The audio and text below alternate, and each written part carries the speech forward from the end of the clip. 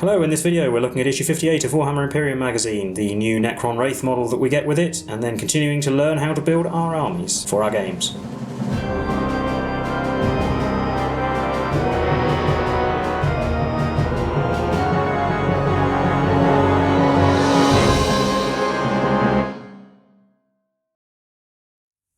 Hello, I'm Will and this is Mike with the Tabletop Donkeys. Hello. And today we're bringing you issue 58 of Warhammer 40,000 Imperium magazine, which came with the second of 3 Canoptek Wraith models for the Necron collection. If you'd like to see that in action, you can skip ahead using the timecode in the description or the chapter bars to get to the battle report, but we'll just have a look through the issue quickly before we get there.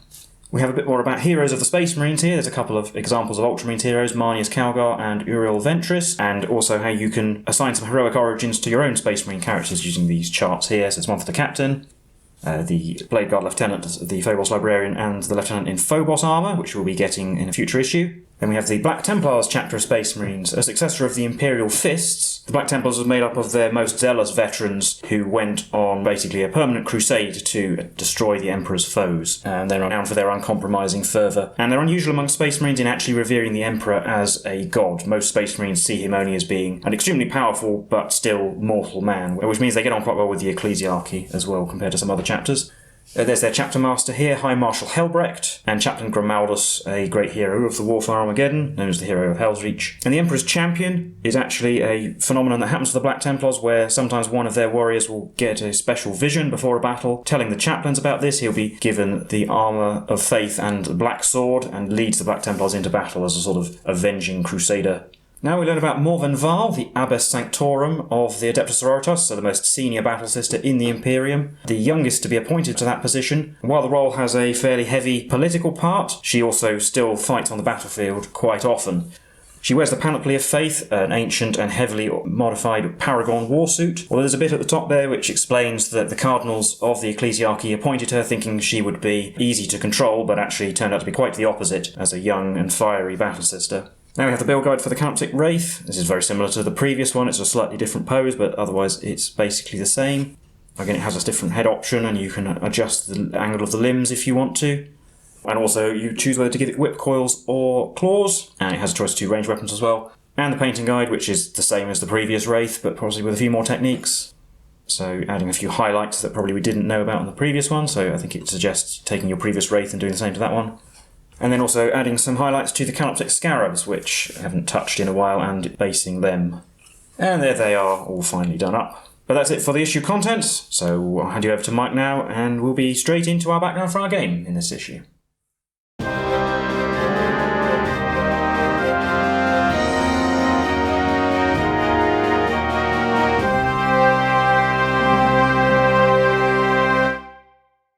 So here we have the background for today's game. The battle for the Basilica of St Marcius is still raging, and some Necron Flayed Ones have managed to force a breach into the undercrofts where many of the Basilica's relics are held. And the Necrons have split their forces into 2. So you have the Destroyer cults following the Flayed Ones' trail of destruction, while the Overlord is breaking through with his slightly less crazy minions. While the Imperium, their defence has also been split into 2. We have the Primaris Captain leading the Space Marines and the Canoness leading the Battle Sisters. And like in the previous 2 issues, we're actually choosing our own armies here. We have 2 separate lists to choose from. So I'll have a look at the Necrons first. So the first Necron army list is the Overlord, a Chronomancer, 10 Warriors, 5 Immortals and 2 Wraiths, now that we have 2. And then the second list is the Scorpek Lord, a Raw Warden, 5 Flayed Ones, 3 Scarab Swarms, 3 Scorpek Destroyers and the Canoptek Plasmacite. It does give you some tips here, basically to consider the mission when choosing what army you want to pick. One army is much shootier and the other army is much more melee focused but is smaller. But at the end of the day, just choose the army you think is the most fun to play or looks the coolest. And again for the Imperium, we have a Space Marine list with the Captain, the Lieutenant, 2 units of 5 Assault Assessors and the 3 Aggressors. And then the second army list is all of the Battle Sisters forces, so we have the Canoness, the 10 Battle Sisters, 5 Seraphim, 4 Repentia, Repentia Superior, 3 Archoflagellates and the Penitent Engine. And then we have the actual mission itself, Seize the Undercroft, so you can see the battle map down at the bottom there. There are 2 deployment zones for each side, so the defenders have the top left and bottom right, while the attackers have the bottom left and top right. It says place 4 action markers in the positions indicated, but obviously there is only 1 objective in the centre of the battlefield, so perhaps they copied that from the previous issue. We're going to go by what it says on the battle map there. And then it states that the attacker and defender must deploy as close to half of their total units as possible in each of their deployment zones, and you're not allowed to use strategic reserves in this mission, although you would still be allowed to use the Seraphim and the Flayed Ones' own abilities to enter the battlefield. Obviously the forces we choose between the two armies. And for our objectives, so just one objective, which is secure and hold. Where at the end of each player's turn, the player whose turn it is scores 5 victory points for holding the objective, and we can also choose a secondary objective each, and whoever has the most victory points at the end of the battle wins, and the game will last for 5 battle rounds. So we'll set the board up and get deployed, and you'll see which armies we picked. So we got the battlefield set up. We managed to fit all of the ruins onto the field, as well as most of the pipes and various crates, and one cargo container managed to sneak its way in. We have the objective there in the middle. Might be able to see what forces we have, but I'll go by my deployment first. As you can see, I picked the Space Marine army, so down in the bottom right I have the Lieutenant, the unit of Assault Intercessors, with the Sergeant does not have a plasma pistol, and the Aggressors. Then in the top left I have the Captain and the other unit of Assault Intercessors. And the Captain will be my Warlord, and my secondary objective is going to be Domination, because there's only one objective, so getting 3 extra victory points when if I hold it is going to be pretty handy. And then the Necron deployment. I went for the Overlord's force, so in this corner we've got the 5 Immortals and the Chronomancer. It's in the bottom left. And over in the top right corner is the Overlord, the Warriors with Gauss Reapers in this case, and the 2 Wraiths, which I've given the Transdimensional Beamers as their secondary weapon. The Overlord will be the Warlord, and for my secondary objective I also picked Domination. So now we're rolling off to see who chooses who goes first. Better re-roll that. Oh, I won. And I'm actually going to make the Space Marines go first, so that I can react to their moves, because they don't have much in the way of long-range shooting. Yeah, so we'll head into Space Marines turn 1. Command protocol for Battle Round 1 will be the Sudden Storm with the directive for +1 movement. And then I gain a command point, go up to 4. So my movement's fairly simple. We're all just going to beeline for the middle. In the top left, the Captain advanced, and the Assault Intercessors moving out in front of him, moving up normally so they can take some pot shots at the Immortals. And over on the right, the Aggressors advanced. They rolled a 1, so I re-rolled it with a command point into a 2, so no victory points for me this turn. Lieutenant and the Assault Intercessors fall out on behind. Once again, both moving up normally. Lieutenant's not in range, so I'll start the shooting with these 5 Assault Intercessors. They're all going to fire their heavy bolt pistols at the Wraiths. They have 5 shots hitting on 3s. They will hit. Winning on 5s, re-rolling 1s because the Lieutenant. A lot of 4s, only 1 wound at AP-1. 4+ either way. No, takes a wound. Yeah. And then the other unit of Assault Intercessors, the 4 with heavy bolt pistols are going to fire at the Immortals. 4 shots on 3s, re-rolling 1s because of the Captain. Hey, we got a 1. So there's 3 hits, and these wounds on 5s as well. 2 wounds. Also 4s. We lost 1. Does it reanimate on a 5? No. No, we lose 1. We'll take that one. Well, and that's it. So straight into Necron's turn 1. So in the command phase, the Chronomancer will put his Chronomatron on the Immortals for a 5+ invulnerable save. My will be done will go on the Warriors, which we'll show in a moment. The Immortals have moved up 6 thanks to the command protocols. The Chronomancer just following them. In the middle of the board, the Wraiths have moved up. The one in the corner of the ruin is in range of the objective. They also healed that wound they took. The Warriors moved 7 thanks to the Lord and the command protocol, which gets them all in range of the aggressors. And the Lord advanced just to be behind them. Start the shooting phase with the Chronomancer. He'll take a shot at the aggressors. 1 shot with his Entropic Lance, hitting on a 3. That's a hit. I also gain a command point. I'm going to spend it now for Techno-Oracular targeting to auto-wound, so an automatic wound with AP-3. So it's just a straight 6-up armour save, which I made. Now, Wraiths next, they'll shoot their Transdimensional Beamers at the aggressors. 2 shots hitting on 4s. We've got a hit. Wounds on a 5. Hey, it's a wound. That's also -3. So 6. New. And that's 3 damage. Aggressor off the back. Warriors next, they are all within 12 inches of charge of the aggressors, so they'll shoot at them as well. 20 shots hitting on 2s thanks to my will be done. 15 only. And winning on 4s because these are the Strength 5 Gauss Reapers. On the box, that's 9 wounds. Now the aggressors will have cover, so these will be 4+ saves. I failed 4. I'll command point one of them, see if I can save a wound on Sarge. Yes, so it's just the regular aggressor dies. And finally, the Immortals will shoot at Sarge, see if we can finish him off. 3 are in rapid fire range, so 7 shots hitting on 3s. 5 hits, winning on 4s, 3 wounds, AP-2. So 5. Yeah, 3 wounds, so Sarge is dead. Well, that is the end of my turn. Yeah, where the Necrons hold the single objective, so they get 5 victory points for holding the objective, and then 3 for domination. And then we're on to Battle Round 2, Space Marine turn 2. Command protocol will be Vengeful Stars, and we'll have the extra AP on 6s to wound with shooting. And then in my command phase, I gain a command point, go up to 3. In the top left, the Assault Intercessors have moved down around the pipe, and the Captain's going the other way. And the Lieutenant and his Assault Intercessors have moved up as well normally. Let's see if we can charge those Wraiths and pile onto the objective. Right, in the shooting phase I'll start with those Assault Intercessors on the right, and they're going to shoot at the Warriors. 5 pistol shots on 3s, getting 4. Wounding on 4s, rerolling 1s. Roll a 1, getting 2 wounds. 2 5s. Oh, yes. The Lieutenant will shoot at the Wraiths actually, so 2 shots, just 1 hit. Wounding on 4s, this is a strength 5. Wounds, no mortal wounds. No AP, and they are in cover, and beasts do get cover from ruins, so a 2+ save. Yes. Captain's going to throw a crack grenade at the Wraiths. A single shot hitting on a 2, it hits. Wounds on 3 because it's strength 6, it does wound. 3+ save because of cover. Yes. Finally, the Assault Intercessors on the left are going to shoot at the Immortals. Not going to supercharge the Plasma, so the black dice will be the Plasma, and these shots all hit on 3s, you're on 1s. Just miss with the Bolt Pistol, so Plasma hit and 3 Bolt Pistol hits. Black dice wounds on a 3, other dice wound on 5s. Oh, well, they all wound. We'll do the Plasma first, 5+ save with cover from the pipe. Yes, and 3 Bolt Pistols will be on 3s. 1 failure. Does it come back? No. It's that one. Now onto the charge phase. The Captain will charge the Wraiths. And they will set to defend because they're in defensible ruins. His charge roll is a 7. I think that's going to be enough. And the Lieutenant will charge them as well, getting a 12. Captain and the Lieutenant have finished their charge, and those Assault Intercessors are going to charge the Wraiths as well. They get an 8, and that is enough to get those Assault Intercessors into the Wraiths. And over here, these Assault Intercessors are going to charge both the Immortals and the Chronomancer, because if I get a 9, I can get into either unit, because I only have to roll enough to touch the pipe, because the Immortals and the Chronomancer are both within 2 inches of the pipe, and I can fight across it because it's got the defense line keyword. But it's also defensible, so I will overwatch with the Immortals and they'll be hitting on 5s. So down to 2 command points, and we've got 6 shots hitting on 5s. Well, 4 hits, that's worth it. Winning on 3s, 2 wounds. None of them will cover, so 2 5+ saves fail both, so I will lose an Assault Intercessor, but I'll see what their charge is first. A 5, I'll re-roll that. I'll have to re-roll both dice, so...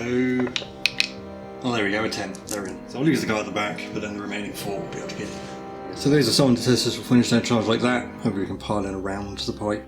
Well, all of my units charge, so I'm going to pick the Captain to go first, attacking the Wraiths. So he has 5 attacks hitting on 2s, they all hit. Wounding on 4s, because he's strength 5, thanks to his power sword. 3. 3 4+ invulnerable saves. 2 damage each. Oh, I mean... Yeah, so Captain consolidates like that, and then I'll spend 2 command points to interrupt with the Wraiths using counter-offensive, but we'll put all our attacks on the Assault Intercessors, because they're the ones who are going to be holding the objective. So we're down to 0 command points, but we have 8 attacks, hitting on 3s, because 4s normally, and then they set to defend. So it would have made no difference, it got 7 hits anyway. And wounding on 3s. 7 wounds. AP -2. 2 damage each. 7 5+. Well, you made 5, so it's only 2 dead Assault Intercessors. Yeah. And you know what? I will command point reroll one of those. See if I can save another one. No. We'll use these 2. Then I'll do the Lieutenant next. 4 attacks from the Lieutenant on 2s. No rerolling 1s because he's not a core unit. So wounding on 4s, getting 2. 2 more 4+. Failed 1, so a Wraith takes 2 damage. Yeah, and then I'll do those Assault Intercessors. And that guy will pile in, then they can all fight the nearer Wraith. There you go, 10 attacks on 3 rerolling 1s because of the Captain. 2 1s to reroll. So we got 9 hits. Wounding on 5 rerolling 1s because of the Lieutenant. That's only 2 wounds. So 4s armor save or invulnerable. Make both. And finally I've got these Intercessors down here who are going to do some piling in. So they can all pile in around like that and then put all their attacks on the Chronomancer. 13 attacks on the Chronomancer, hitting on 3s.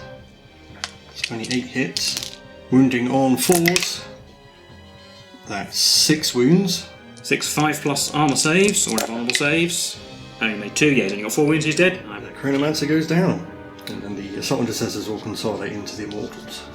But then the Immortals will hit back, they need to pile in. 6 attacks hitting on 3s. Only 2. Wounding on 4s, 1 wound. 3+ armour. Made it. I will gain control of the objective, having 4 models on it now I think, so I gain 8 victory points, we're 8 apiece, and we head into Necron's turn 2. In the command phase, the Wraith heals a wound. My will be done will go on the Warriors. The Warriors have moved up next to the Assault Intercessors. The Overlord's moved into the Ruins. The 2 Wraiths have fallen back. Wraiths can fall back and charge, so they can sit there on the objective and still be useful if I need them to. And the Immortals are going to stay in melee to try and hold Assault Intercessors. Wraiths can fall back and shoot as well, so they will shoot at the Assault Intercessors in the middle. 2 shots on 4s. 1 hit. Wounds on a 4. No. And we'll have all the Warriors shooting at those Intercessors as well. 20 shots hitting on 2s. Mine will be done. 17. And wounding on 3s. That is 11 wounds. So there were 2 6s in there, so I'll do them first. That's 2 6+ saves. Failed both of those. 9 5+ saves for the remaining 2 Intercessors. 5 failures, so they're all gone. Just the Captain and Lieutenant left there in the middle. That's all the shooting, so we'll just go to the charge phase where the Overlord will charge just the Captain. Yeah, Captain will overwatch with a crack grenade just for the sake of it. Hitting on a 5. No. And charge. Yeah, he's in. He'll go there. That's the only charge I'm going to do. The Lieutenant is going to heroically intervene because there's 2 Wraiths on the objectives. It doesn't matter if he sits on it. And if he goes that way, he can get engaged with those Warriors. And he isn't any further away from the Overlord, so that is a legal heroic intervention. Well, I guess a fraction closer, I suppose. So the Overlord fighting has 4 attacks hitting on 3s. We've only got 1 hit because he misses on 2s, so we're going to re-roll that. With my command point, we've got 2 hits. Wounding on 2s. Yes. 4+ invulnerable saves. Made 1 failed 1. So the Overlord is the only charger, so I get to pick the next unit. So I'm going to pick these Assault Intercessors in the bottom to go, and you can see they've piled in already to fight the Immortals. So there's 13 attacks, hitting on 3s. So only 7 hits. Wounding on 5s. Getting a single wound. 4+ save though. Made it. I'll pick the Warriors to go. They can pile into the Lieutenant like this. We've got 7 who can hit him. 7 attacks on 2s because they've still got my will be done. 5 hits. Wounding on 4s. 3. 3 2+ saves. Well, I failed 2. Down to 3 wounds. I'll pick the Captain to go. Attacking the Overlord. 5 attacks hitting on 2s. Hitting 4. Wounding on 4s. Getting 2. 2 4+ invulnerables. Made 1 failed 1. Overlord is down to 3 as well. And I've got my Immortals to fight. 6 attacks on 3s. 3 hits. Wounding on 4s. Nothing. And finally I've got the Lieutenant fighting the Warriors. 4 attacks on 2s. Getting 3. Wounding on 3s. 1. Dead Warrior. Does it come back? No. I'll just lose a Warrior off the back. So Necrons definitely have at least 2 models on the objective, so they'll hold it. And once again, they hold more than half, so that's another 8 victory points, up to 16. And then we'll be on to Space Marine's turn 3. And we'll have Protocol of the Eternal Guardian. And I actually picked the directive, which means that if my units didn't move, they get the benefits of light cover. The other option is I can hold steady or set to defend if I'm charged, but all the Space Marine units are already in melee, and actually it'll help the guys with the pistols, because they didn't move this turn. And then in my command phase, I gain a command point, and I'm not going to move. So straight to the shooting phase. I'll start with these 4 Assault Intercessors, firing their pistols at the Immortals. Not going to supercharge the plasma, so these shots all hit on 3s. We got a single bolt pistol hit, which wounds on a 5. Nope. And then the Captain's going to fire his plasma pistol unsupercharged at the Overlord, while the Lieutenant's going to fire his Neo-Bolgite pistol into the Warriors. So, Captain hits on a 2. Yes. Wounds on a 3. No. 2 shots from the Lieutenant on 2s, getting 1. Wounds on a 3. He does wound. MAP and, yeah, benefits of cover, because I didn't move this battle round, so 3. Oh, I died anyway. Does the Warrior come back? No. And we'll lose this one. Well, no charges, so straight to the combat phase where the Necrons get to choose first. And surprise, surprise, I'll pick the Overlord. 4 attacks on 3s. He's improving. 2 hits wounding on 2s. Yes, they wound. 2 4+ invulnerables. Fail both, so Captain's dead. I guess I'll pick these Assault Intercessors to go. 13 attacks from the Assault Intercessors on 3s. 10 hits, wounding on 5s. Getting 4 wounds. 4s. Fail 1. Reanimation? No. We'll lose this Immortal. My pick, well, obviously these Warriors will go. Just a bit of piling in and 6 attacks. 6 attacks on 2s. My will be done still works. 5. And 3 wounds. 3 2+ saves. I am going to re-roll that 1. Into a 1. Down to 2 wounds. And then Lieutenant strikes back. He's got 4 attacks. That will hit. 3s. 3 dead Warriors. 3 reanimations. 1 comes back. So 3 dead and 1 comes back on the objective. And finally my 2 Immortals. Hitting on 3s, wounding on 4s, just the 1. 3+ save, maybe. Well, that's my turn. I think it's fairly clear the Necron's going to win this, but we'll do Necron turn 3, because it's been a really long time since they won a game, and I think they need some vengeance. Command phase, wound heals on the Wraith and the Overlord. We'll do My Will Be Done on Warriors, and they're also going to do the Resurrection Roll on them. So only 4 missing, but I think it's a good time to do it. 5s, and reroll to 1. Okay, 3 come back. Then the Immortals have fallen back, and the Wraiths have moved to deal with those other Assault Intercessors. And in the shooting phase, those Wraiths will shoot the Assault Intercessors. 2 shots on 4s. We've got 1 hit. Wounds on a 4. That's a wound. 6+. Loot, dead Assault Intercessor. Then while shooting, Overlord will charge the Lieutenant. He'll be into 2. And the Wraiths will charge the Assault Intercessors. They'll also be in with a 2, but fight with the Overlord first. Overlord has 4 attacks. He still can only hit twice. He wounds on 2s. Yep, he did. 4+ invulnerable. And made both. Wraiths have 4 attacks each, so hitting on 4s. 5 hits. Wounding on 3s. 4 wounds. So 5s. Sarge lives. So it's just Sarge left with the Assault Intercessors. And hey, I'll do the Lieutenant. 4 attacks on 2s, they all hit. Wounding on 4s. Getting a single wound, so he's not going to kill the Overlord. No, he doesn't even damage him. And now I've got my Sergeant's attacks on the Wraith. Getting 2 hits, wounding on 5s. No. Technically, Sergeant down there has to make a morale test, so I might as well do that as well. Oh, he runs away. Probably a smart decision, to be honest. It's just the Lieutenant left, stuck on contact with the Overlord, but I think we can safely say that will be a Necron victory, so I'll recap that game for you now. Well, that was the game for issue 58 of Warhammer 40,000 Imperium magazine. How do you think that went? Well, quite well, obviously.